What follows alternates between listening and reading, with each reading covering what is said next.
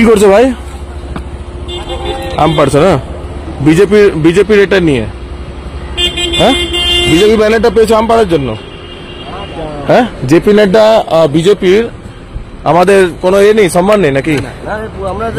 হ্যাঁ, তোমরা বিধানসভার সামনে তোমরা এ করছো। এটা আম পাড়ার, এটা আম পাড়ার ব্যানার ছিঁড়লে কোথা থেকে? হ্যাঁ, এটা তো ছেঁড়া আছে ব্যানারটা। হ্যাঁ, ব্যানারটা তো ছিঁড়েছো, কোথা থেকে তো ছিঁড়ে নিয়ে এসছো। এটা ধরতো, ক্যামেরাটা ধরতো। দান আপনার একটু কিছু প্রশ্ন করবো, শুনুন না। কোথা থেকে, সঠিক কথা বলুন, কোথা থেকে পেয়েছো? তাহলে এখান থেকে লাগানো ছিল, তুমি ছিঁড়লে কেন? একটু মুখটা দেখা, ঠিক করে দেখা। কোথায় ছিল? এটা গুড়িয়ে থাকতে পারে? এটা